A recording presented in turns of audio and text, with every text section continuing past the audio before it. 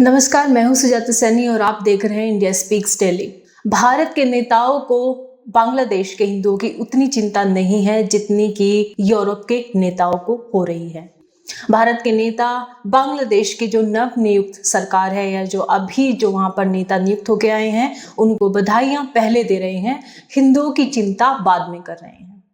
वहीं नीदरलैंड के राष्ट्रवादी नेता और कट्टरपंथ के खिलाफ मुहिम चलाने वाले क्रांतिकारी नेता गेट वाइल्डर्स ने हिंदुओं की चिंता करते हुए बांग्लादेश में हिंसा रोकने के लिए अपील की है। उन्होंने स्पष्ट रूप से बताया है कि बांग्लादेश में हिंदुओं पर किस प्रकार से अत्याचार किए जा रहे हैं। वहीं भारत के अंदर हिंदुओं के द्वारा टैक्स दिए जाने पर, भारी भरकम टैक्स दिए जाने पर और वोट दिए जाने के बावजूद भी कोई भी पॉलिटिकल पार्टी खुलकर बोलने के लिए तैयार नहीं है। काम तो क्या करेंगे।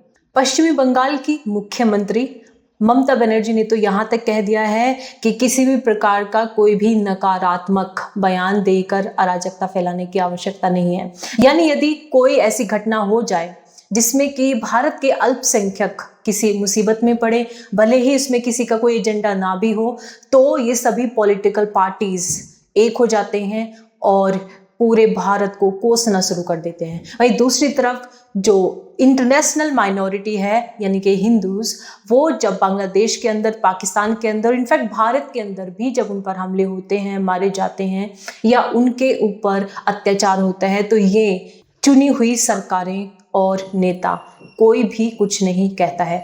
तो आज हम भारत के प्रधानमंत्री श्री नरेंद्र मोदी जी के बांग्लादेश को दिए गए संदेश के विषय में हम देखेंगे कि उसमें उन्होंने क्या कहा है और उसका एनालिसिस करेंगे। साथ में नीदरलैंड के राष्ट्रवादी नेता गेट वाइल्डर्स का जो बयान है बांग्लादेश की हिंसा और तख्तापलट को लेकर के, उसके विषय में उन्होंने क्या कहा है, उनके शब्द क्या कहते हैं, इन दोनों का आपस में तुलनात्मक अध्ययन करेंगे। तो आप बने रहिए मेरे साथ। सबसे पहले भारत के नेता यानी भारत के प्रधानमंत्री यशस्वी श्री नरेंद्र मोदी जी का बयान हम पढ़ लेते हैं कि उन्होंने क्या कहा।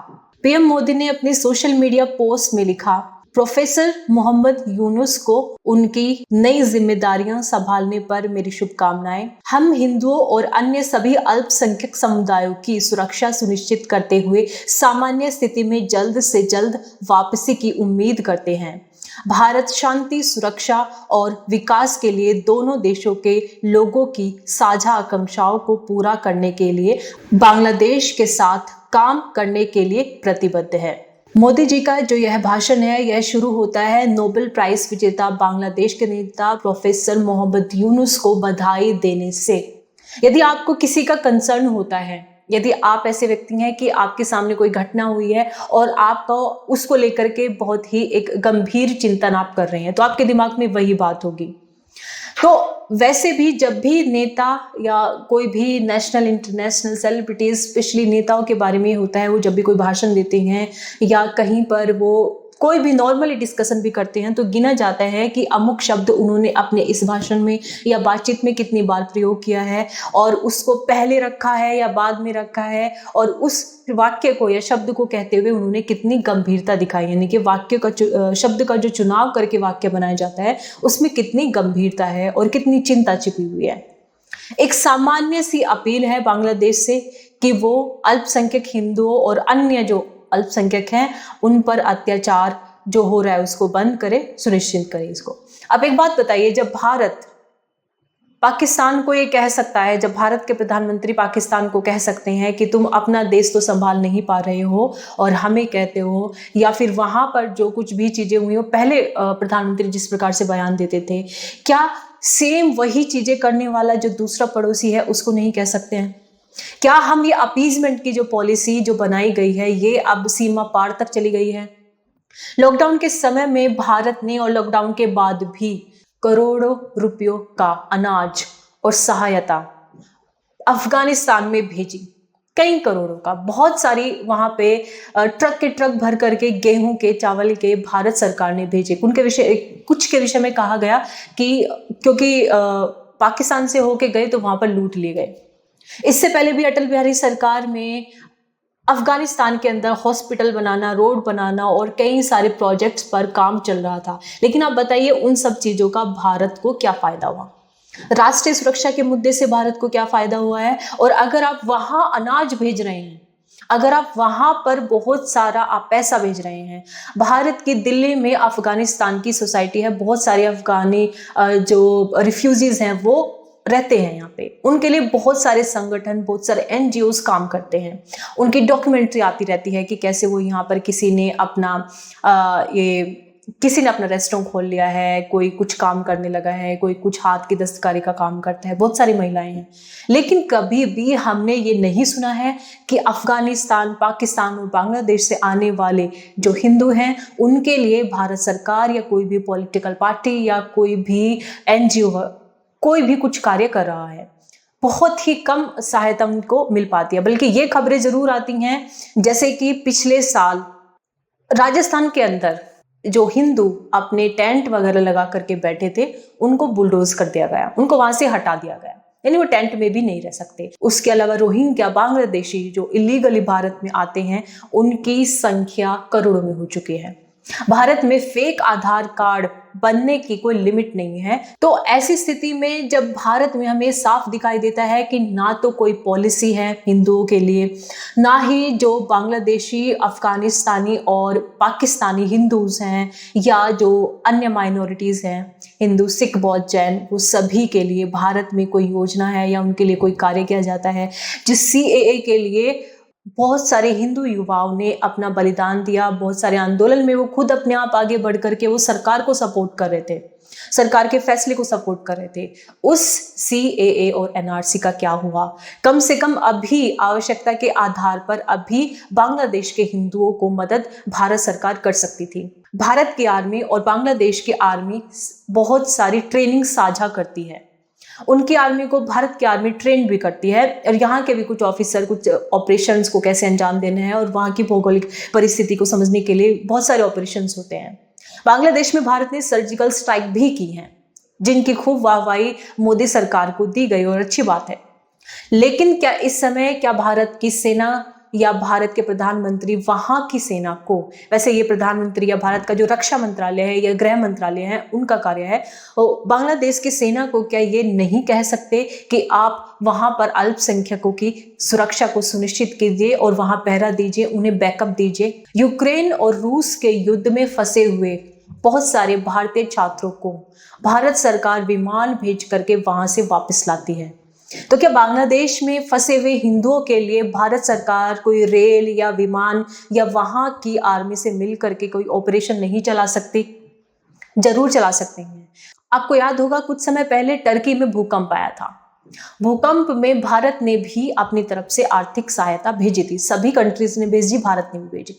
डिप्लोमेटिक तौर पे भेजी गई सहायता अलग होती है, लेकिन भारत के लोगों ने, हिंदुओं ने अपनी तरफ से दिल खोलकर दान दिया।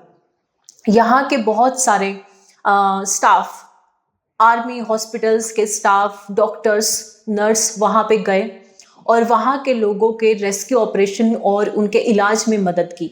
उस पर बड़ी बड़ी डॉक्यूमेंट्रीज और रिपोर्टिंग की गई। क्या बांग्लादेश के हिंदुओं के लिए भारत की कोई भी संस्थान या भारत की कोई भी बॉडी कार्य नहीं करना चाहती है? तो एकम सनातन भारत दल कहें और साथ में इंडिया स्पीक्स दिल्ली 2023 से ही लगभग हम आपको बताते रहे हैं कि भारत सरकार की जो नीतियां हैं वो कब की हिंदुओं को साइडलाइन कर चुकी हैं। हिंदुओं को मरते हुए देखकर भी अनदेखा करना ये पॉलिसी बन गई है भारत के जो अभी पॉलिटिकल पार्टी भारत पर रूल कर रही है उनकी। और उस पर एक और बेशर्मी की हद तो तब हो जाती है जब इस सिचुएशन को दबाने के लिए कि ये न्यूज़ में ना आए, लोगों का गुस्सा ना भड़के या इस पर हमसे कोई सवाल ना पूछा जाए, यह सब करने के लिए वक्फ बोर्ड को बीच में लाया गया। वक्फ बोर्ड में सरकार कर ये रही है कि मुस्लिम महिलाओं को उसमें अधिकार दे रही है। दैट मीन अभी तक वक्फ बोर्ड एक इलीगल संस्था है जो किसी तरीके से चल रही है। 1995 में कांग्रेस ने उसमें संशोधन करके वक्फ एक्ट में मलेच्छों को असीमित अधिकार दे दिए। तो जब संशोधन की बात आती है तो अभी चल ही रहा है कि अभी बीजेपी क्योंकि संशोधन कर रही है तो कुछ अच्छा करेंगे, लेकिन ये अच्छा क्या होता है?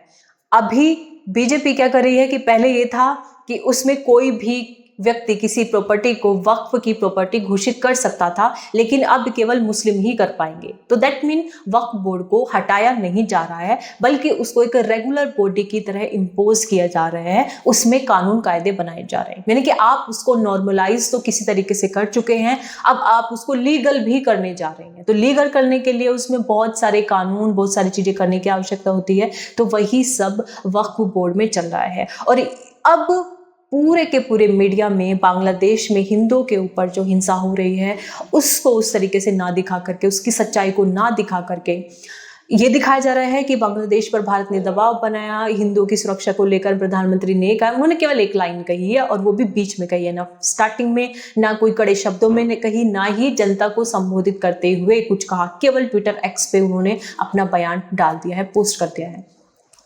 और उसके अलावा ये चल रहा है, और इसके अलावा हो ये रहा है कि वक्फ से रिलेटेड खबरें चल रही हैं। तो कहने का मतलब ये है कि हिंदुओं की जो मूल समस्या है उसको लेकर के भारत सरकार गंभीर नहीं है, और जिसको लेकर के ही भारत की जो बीजेपी सरकार है वो केंद्र में आई, और बल्कि 2014 से ही केंद्र में आती रही है, यानी अपनी सत्ता बनाते रहे हैं।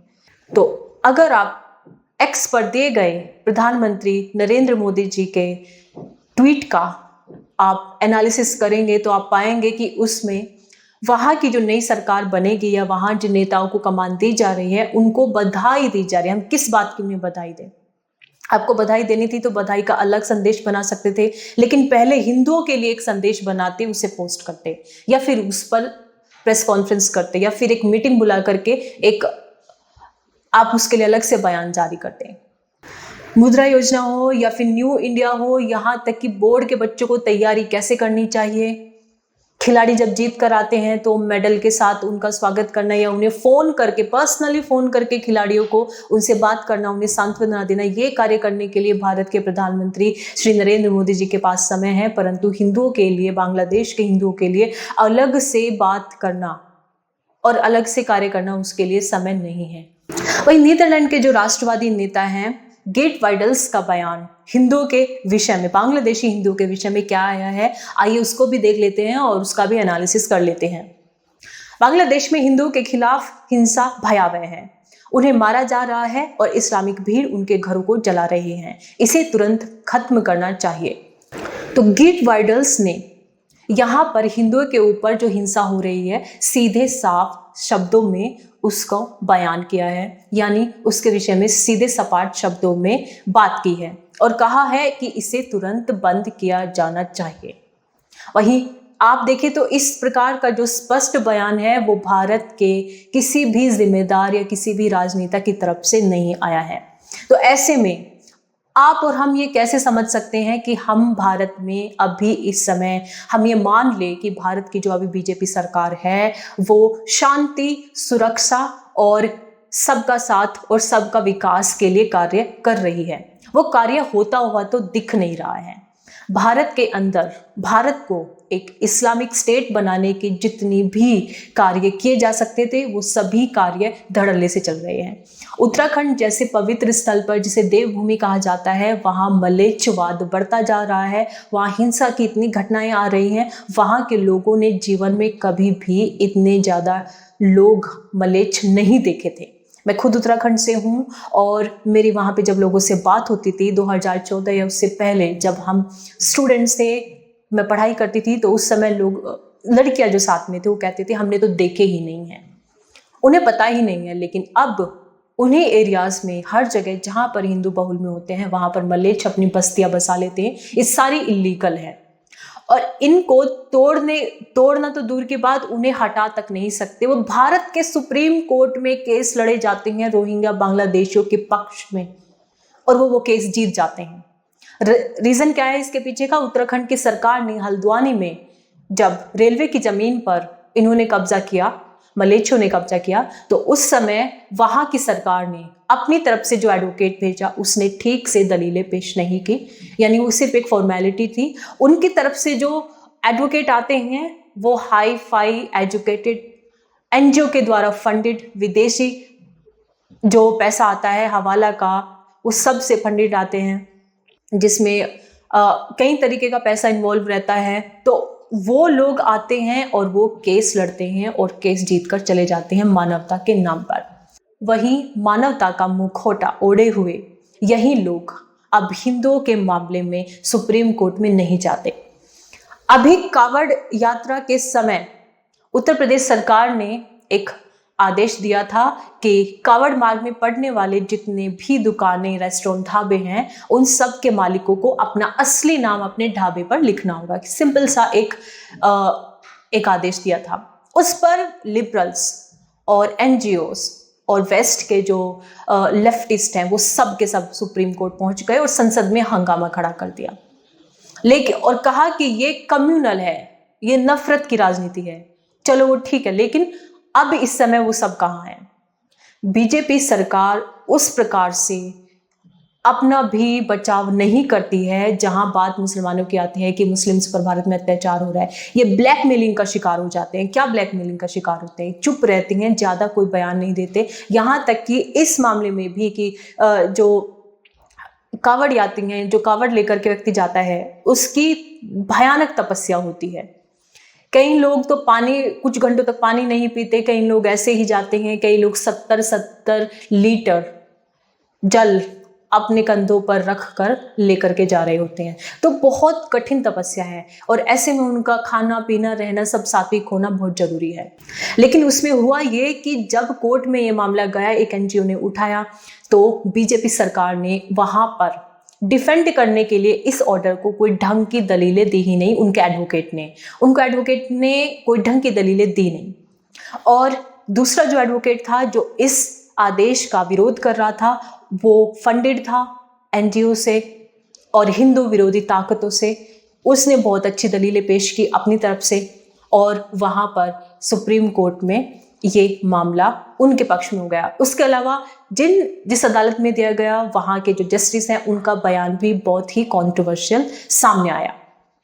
तो खैर ये सब चीजें हुई, परंतु अब जो इस समय चल रहा है बांग्लादेश के अंदर और मणिपुर में भी जो चल रहा है वो अभी तक कंटिन्यू हो रहा है। दोनों जगह अलग अलग ताकतें हैं जो हिंदुओं पर हमला कर रहे हैं, परंतु कार्यप्रणाली एक जैसा है, उनका उद्देश्य एक जैसा है। उनके उतने ही दोनों पावरफुल हैं और उतनी ही ज्यादा मजबूर भारत की सरकार है। बांग्लादेश में भारत का बहुत ज्यादा दखल है।